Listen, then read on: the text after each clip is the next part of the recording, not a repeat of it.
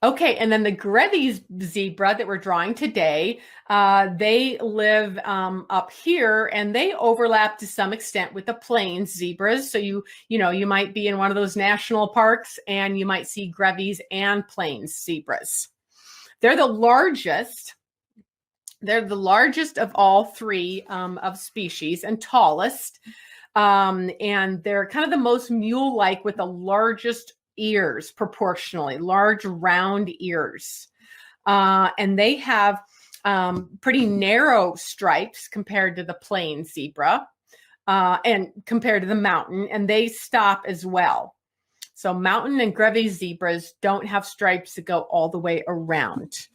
They have been known since antiquity. Supposedly the Romans captured them thousands of years ago for circuses and even maybe for trying to use them in chariots.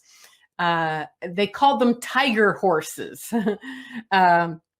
So they're the most endangered, maybe only about 2,500 still living. And the smallest range, the Grevy zebra, only lives in parts of Kenya and Ethiopia. Let's see, here's another picture. Is that another? Oh, I don't have another good habitat picture, sorry. But they differ from the other two species of zebras in that they don't have harems. They have the least of social bonds. So they don't form big harems. It's more like the male will defend a certain part of its territory, like a certain stream or river or lake. And then the females will come and visit him and mate with him and then go to another male's territory and mate with him. So it's really different from the other species in not having these big groups. They also have this big black stripe down their back. And let's see, a brown muzzle. Yeah. So anyway, they differ from the other two in being the most endangered, pretty small range, and not forming herds. Okay, and then here's the one we're drawing. Okay, so just a couple more things about the parts of the horse or zebra family before we start drawing them. You see how much smaller this horse's head is compared to a zebra, and that's going to be the hardest part for you in drawing the zebra, probably, is drawing its head big enough. But all these parts are the same with horses and zebras. And the legs are the other kind of hard part to draw. And just remembering remembering their skeletal structure. So just like all the other four-legged animals you see in the African savannas, that they have these same parts that we have. Their front legs, or you can think of their arms. They have an angle here for the elbow, an angle. Well, they call this the knee, but it's not really the knee. It's actually kind of part of the foot evolutionarily. Then there's this straight cannon bone, and then the pastern. So you have this big angle right here. And then with the back legs, they have the stifle, which is technically actually the knee, and then the gaskin and hock and cannon, the fetlocks, which are on all four legs, that back point, and then the skinny pastern, and then the hoof. Anyway, you don't have to remember all that, but just thinking of what the skeleton looks like while you're drawing it. And if you were with me with a lot of my other mammal drawing workshops, we've kind of looked at the skeleton and thought about what's underneath first. So like here, more equine anatomy, but this is a zebra, not a horse. So you see how big this head is and kind of how short the neck is compared to horses. And then they have this bump on the top called the withers, which it looks really big in this picture, but when you're looking at a zebra, they don't have much withers. So it would make it harder to keep a saddle on compared to a horse. although some horses don't have much in the way of withers. But when we're drawing the zebra in a few moments, just really think about these angles of the skeleton that you can't see. I want you to imagine them. So we're going to see that there's this, angle of the withers, like we mentioned. There's going to be this angle here of the point of the shoulder and the breast, which is the same as our shoulder. And then the elbow back here, that's a little bit of an angle you'll see when you're drawing. And then there's this, what they're calling the knee, but it's not really the knee, but it's big part, and another big part with the pastern area, and then this angle. Okay. And then also when we're drawing the back legs, I want you to think about this angle where the hip is, like where we would be sitting in a chair. That's that angle right there that's hitting the chair. And then the knee, and then down here, basically the point of the hock, and this angle here too. Meg asks, any reasons why the zebra has such big head? No, although that might have been just the way they that naturally the equine family looked, and that when we bred horses for our own riding pleasure, maybe we just made their heads smaller. Like if you can imagine, an Arabian horse has a very small head with kind of a dished face. So it might be that just the big head of the zebra is just more kind of evolutionarily natural, and the horses that we've bred, like this looks like a thoroughbred, are going to have a smaller head from natural or from selective selection. Okay, and then here's a close-up of the head. Again, with the Grevy's zebra, they have pretty big ears proportionally, and kind of a big stocky head. Okay, all right. Okay, so again, we've drawn a lot of animals with similar structures, even from the caribou and reindeer we drew last Christmas to the giraffes. So they just differ in small parts, but they all do have those same things that we were looking at underneath in the skeleton that we want to notice while we're drawing. Okay, so we're going to start with the outline like we normally do, and we're going to put a lot of emphasis on trying to get the head shape right and trying to get the legs right. So anyway, we're going to draw the outline like we normally do, and then we're going to try to go ahead and add the stripes. Those do take quite a while, but don't worry, because we're not going to try to get them totally exact.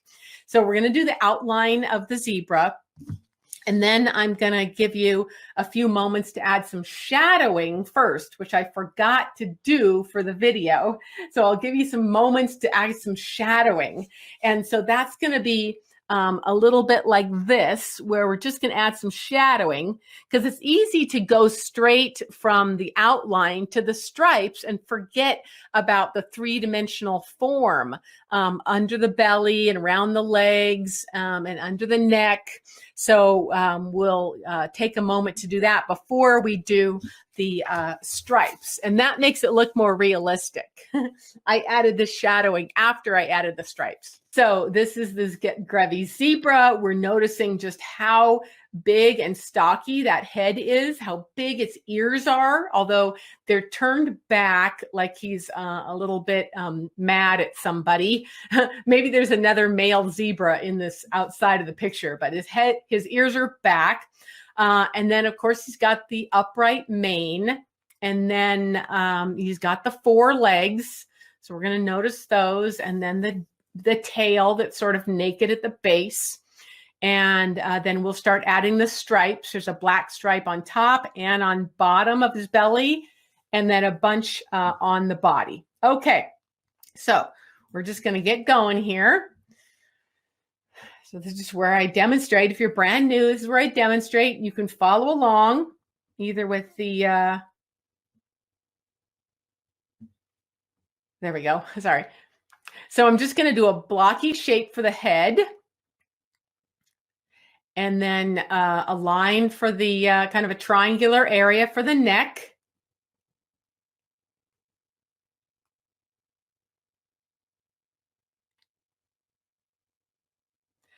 and then the shoulder area. So I'm imagining what it looks like underneath. I'm going to make him a little bit taller. See, I'm a little bit too far down the page. So that's why, you start super light.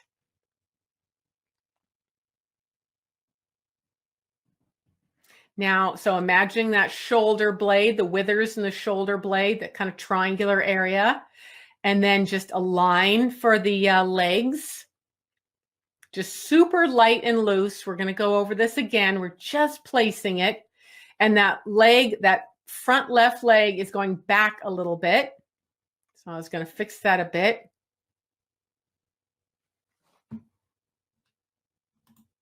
Oh, Elizabeth, I'm sorry you had a different picture. So what I did is I realized that first picture that I made, the first sketching sheet I made was just a little bit off.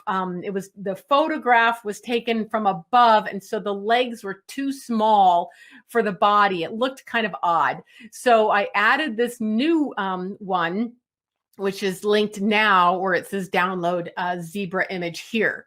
And I thought I emailed you folks, and I think I mentioned it on Facebook. So I don't know, maybe, sorry, everybody didn't get that exact drawing or that exact reference photo. And I'm sorry, I thought I told everybody about it. But this that'll be good practice for you, Elizabeth, to just follow along. But yeah, that first one was a little bit of an odd angle, and the legs looked too skinny. So if anybody else has that other picture, you'll notice that these legs are bigger. And this is a male too. I think that other one was a female. Anyway. So then the barrel of the body, the belly area, which is kind of an oval for that.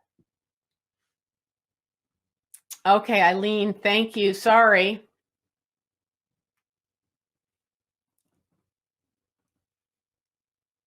Okay, so and kind of an oval or triangle for the rump now. And again, we're just going super light. I know you can probably even barely see this, but I don't want you to be copying me exactly. I want you to be copying kind of the idea of how I sketch super light and loose to begin with, just to get a, sorry, I can never get that bar out of the way. There we go. Yeah, just to get the foundation. So once I've got that foundation, I'm going to go back and start getting a little bit better details. And this is all related also to trying to learn how to sketch more quickly in the field. So I'll usually go over the animal at least 2 or 3 times, getting a little bit closer each time. So now I'm looking at more of the angles of the muzzle and the snout and the jowl, and doing a little bit more measuring, and of the ear turned back.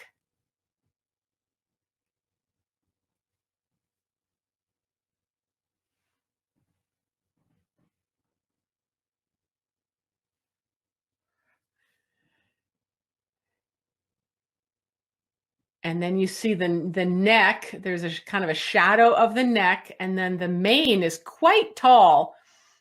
So we're going to add that mane really quickly, but just noticing where that actual musculature of the neck is, and then adding the upright mane. We'll add those stripes later. He looks kind of punky. Now getting that real stocky neck. It's going to go into that chest or breast area.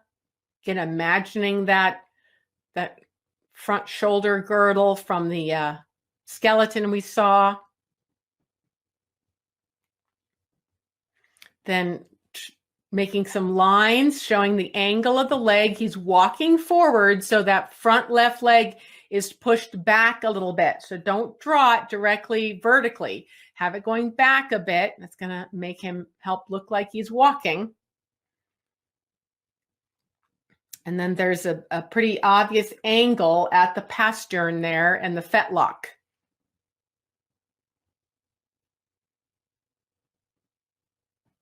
Then noticing sort of those round areas I'm indicating. You don't have to draw those, but those are to help you know that those are areas that are going to be a little wider. Like that's what they call the knee, but anatomically it's not. And then the pastern area. And then the elbow right there that you can see a bit, and the wider knee and the fetlock. So if you just break these parts down, it makes it a little bit easier to see.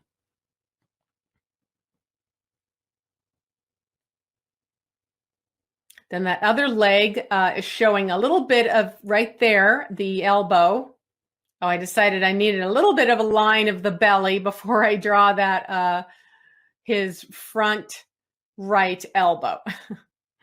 So that front right leg is going forward a bit. And again, we see that sort of a circular area of the knee just to make that larger.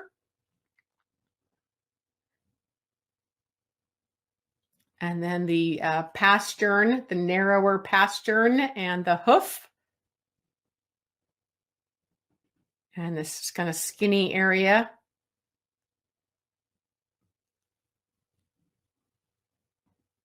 Skinny area right there where the fetlock is. So just going back and forth, noticing those angles again. That leg is really overlapping, so you're not seeing the back edge of the right leg. Okay, so now moving on to the belly. There's the withers and then the kind of swayed back, and then the rump. Again, imagining those hip bones, or the sit bone as they call it right here.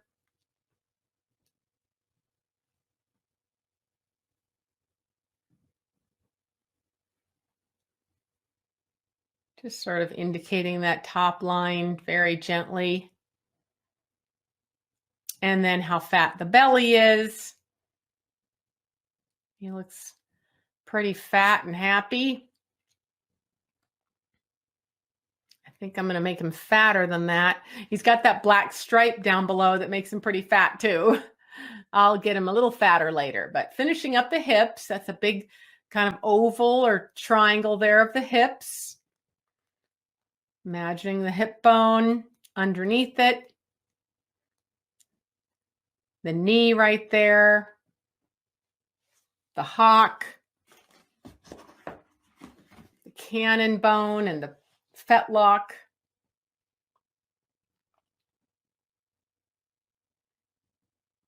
So if you try to just look at these straight lines and not over round things, it's a little easier.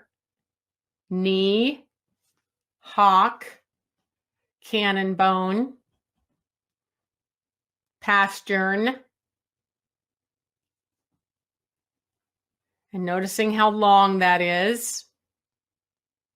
He looks like he's walking towards us a little bit, so that back left leg looks like it's a little bit higher than the front leg, but I didn't draw it that way. I made him more flat.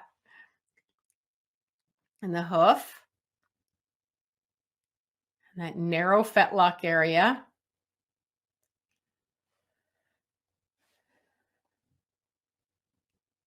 Now one more leg.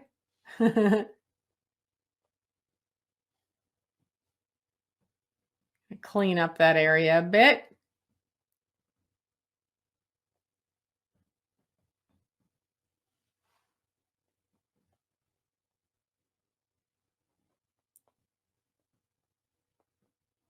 Now his back right leg. And making him a little bit fatter. Especially that dark line underneath there makes him look fatter.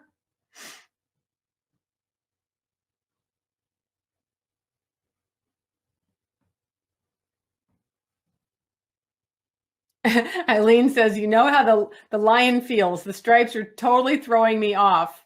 Yeah, it can. It can do that. So now this back leg is just two main angles here. And then I'm bringing that hock area and that fetlock pastern area. Nice negative shapes there we can see between the back legs and the leg and the belly.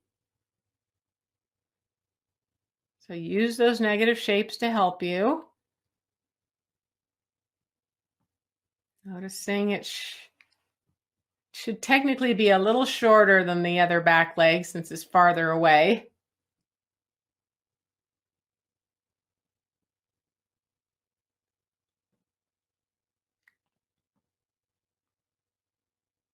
I'm just kind of looking around, cleaning some things up.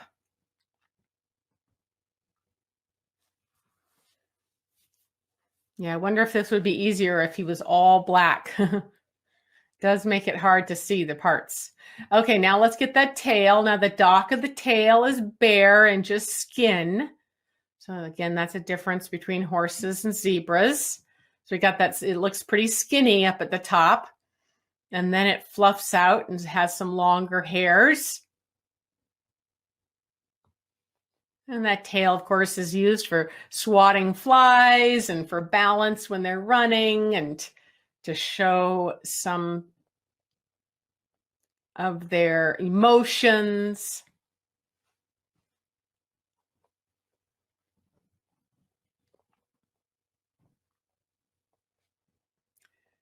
Okay, so now we're going to go back to the head. You might notice that I drew my head. My head is a little bit, just slightly angled up compared to this head. But anatomically, it's still fine. We know that a horse or zebra can look up or down. So as long as the general shape of the head is okay, I'm not minding that my head is making him look up towards the sky just a little bit. Anyway, so we're going to look at this larger picture here on the left. So he's got a little bit of a bump over his eye. And I'm going to make this snout just a bit longer. You see, I'm having a hard time because I'm used to looking at horses. I spend a lot of time with horses, and it's just really hard to make yourself really draw this head big and bold enough. These are not horses. Again, their muzzle and their lips just longer than a horse and thicker. And the jowl is a bit thicker. And this is probably how horses looked more before we bred them into the different breeds we have today. You know how different horses look, from Arabians to thoroughbreds to Shetland ponies to draft horses. They all look really different. So anyway, getting his muzzle there, his chin and his jowl. You really want to double check the width and the length of this. Make him look like a zebra, not a horse. Then give him some vibrissae or whiskers. Those whiskers are really important in helping them in communication between the individuals and also in feeling for their food. Now get that eye. It's pretty close to the edge of the head there. And it's sort of triangular. So the angle is a little bit different on the top than on the bottom, if you notice. Then on the ear, his ear is back again because this is a stallion and maybe he's looking at another stallion that's making him mad or afraid. So his ear is backwards. But it's kind of fuzzy inside, the white fuzzy part. So I added that. Okay, now back to the mane.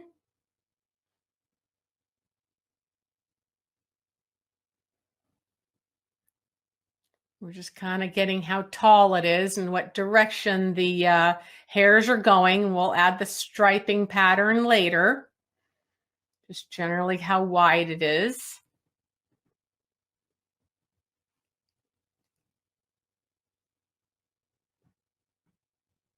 So make sure to make it long enough. I was having a hard time really making it long enough there.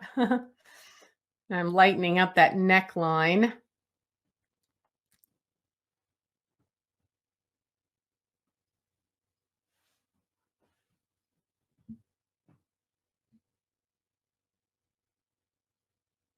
Notice how there's even some stripes on his ears.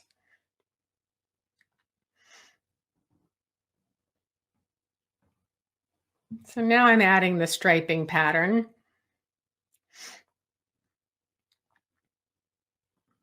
And continuing to make them longer.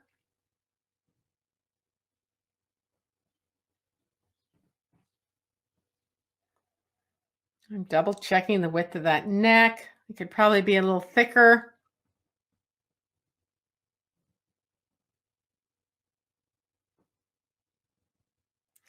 If this was a mountain zebra, you'd be adding that funny little dewlap thing on its neck, which I'm not sure what that structure is for, but the Grevy zebra doesn't have that.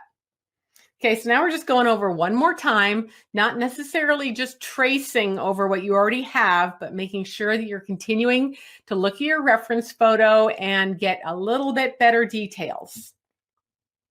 So really looking now at these legs once more, the elbow right there, and the angle of the knee, the straight cannon bone, and the angled fetlock and pastern area.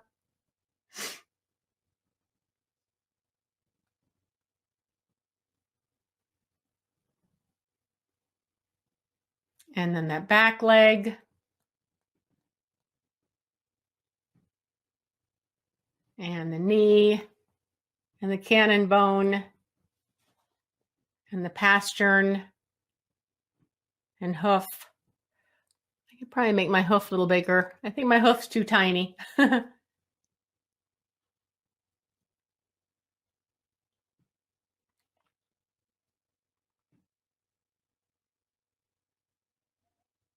And looking at his back again, the withers. Again, sort of flat withers compared to a lot of horses. So it would be harder to put a saddle on them. And the rump, imagining those hip bones underneath. Belly, still trying to get him a little fatter. He's just had a nice big meal of some grass. And he's got that black stripe on the bottom, so that makes him look fatter too.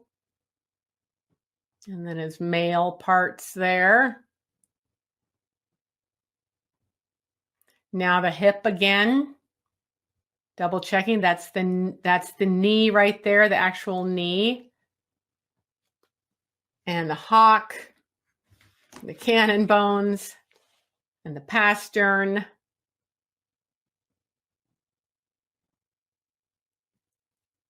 I'm going to have my tail overlapping the hock there, so I was a little bit lighter there.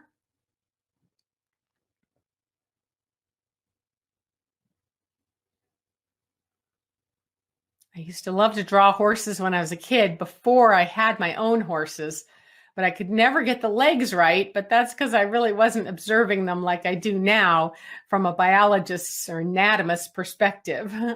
So I used to always just hide the hooves in grass so I wouldn't have to draw that.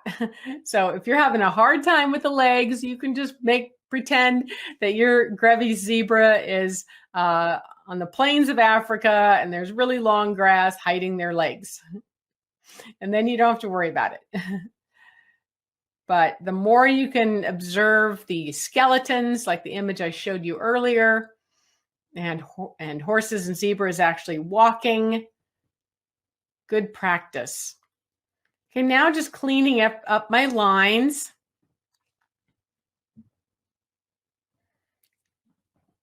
We're just going to get an outline here.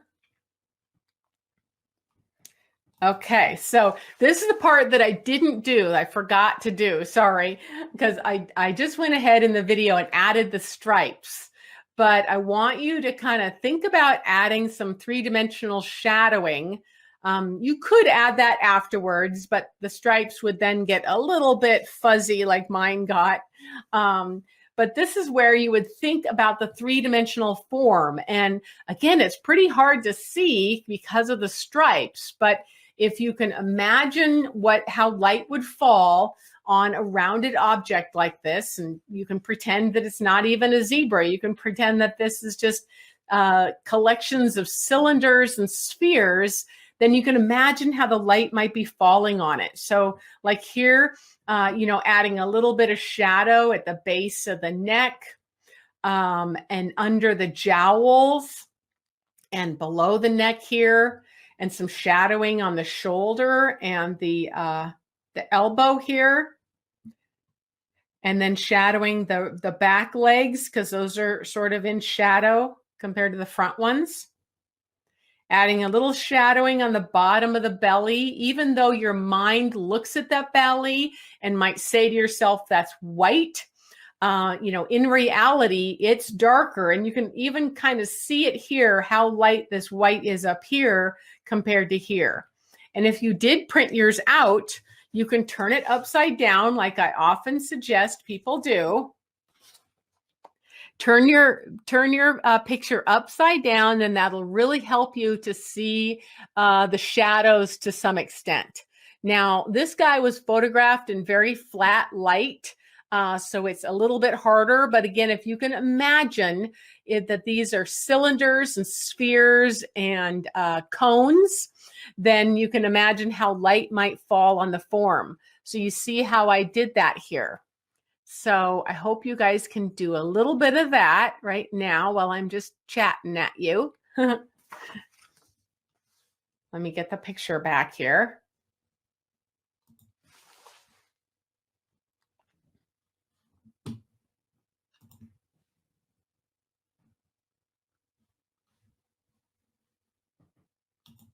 So you see, I just still have my plain outline, and it doesn't look as good as that one that I just shadowed. So hopefully you can do a little bit of shadowing. So what I'm doing is I'm switching to this charcoal pencil, but any pencil that's not as sharp as a mechanical pencil is just going to be a little bit faster for you.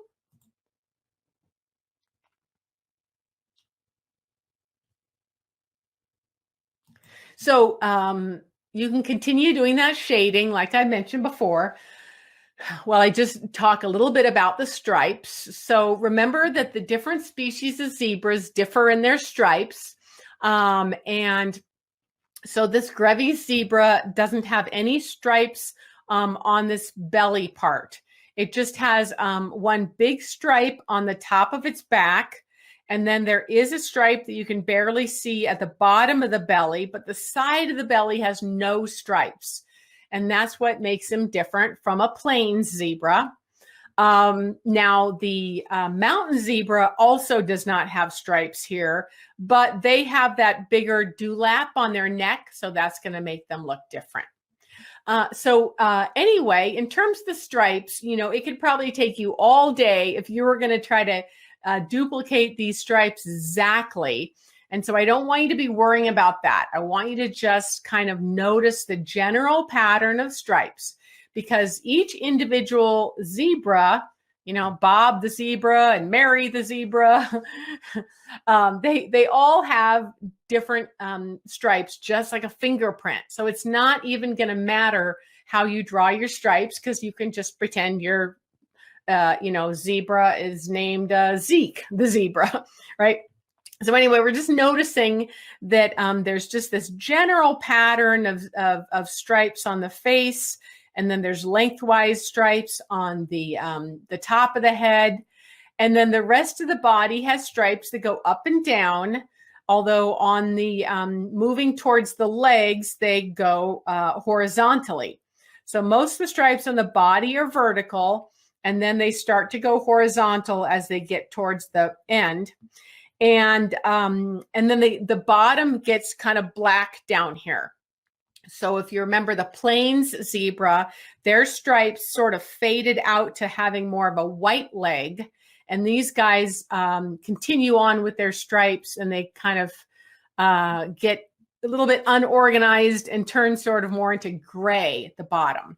Okay, so anyway, I'm just going to start adding stripes with a more dull pencil than the skinnier pencil I used with the mechanical pencil outline. Okay, so you can just follow along if you want.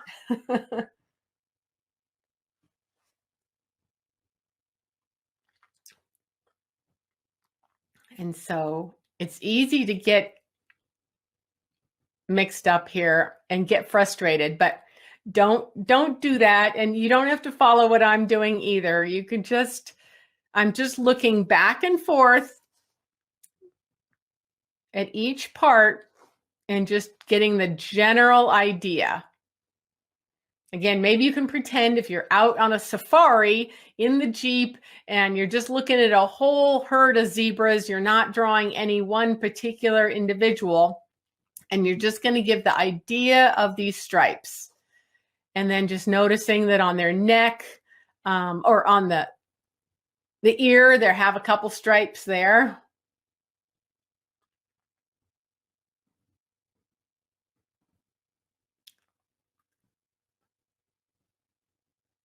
And forgot to add the whiskers. So then moving on to the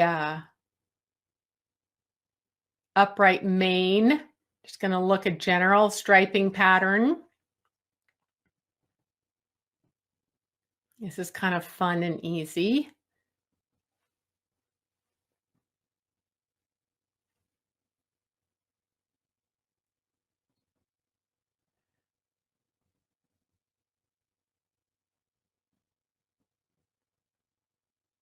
My mane needs to be longer. My mane definitely needs to be longer. So you can make yours longer if you want. Then on the neck, you'll notice they are pretty thick, these stripes.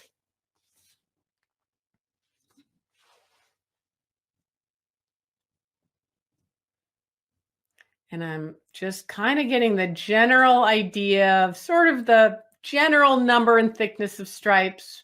I'll thicken them up a little bit later here, but and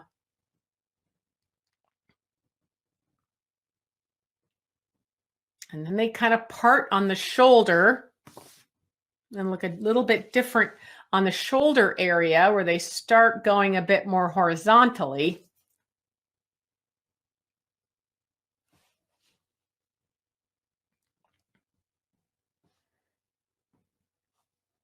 We're just kind of having fun with this. Don't stress out.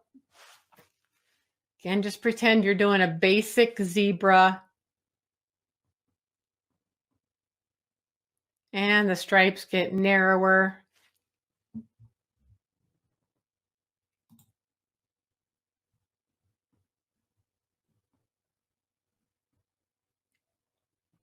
And then the hoof is sort of a solid gray.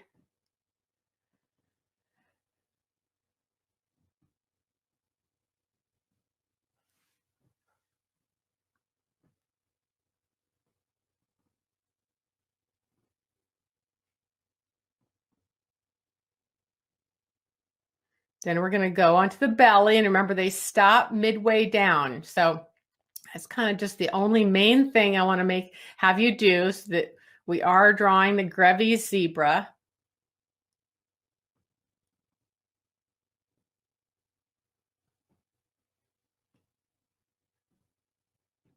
I'm going to thicken these stripes up a little bit later.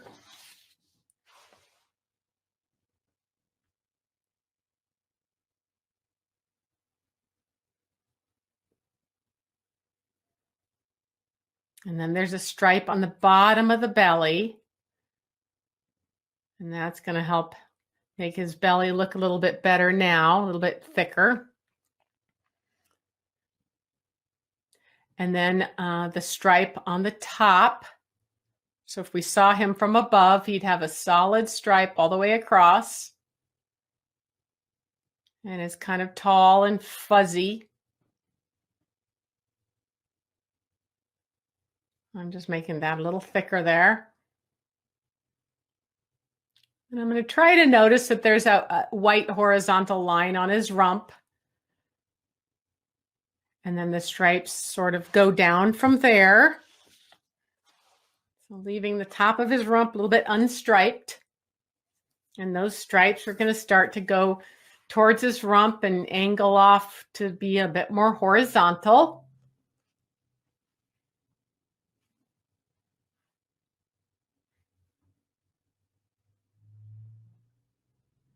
Just having fun with this. Don't try to look at every single stripe. Going down the leg, they just get a little thinner and more numerous. And then the solid gray hoof. Then the tail. Can't see from this angle, but it does have some little horizontal stripes a bit. And then the tail hairs, some of them are black and some are white.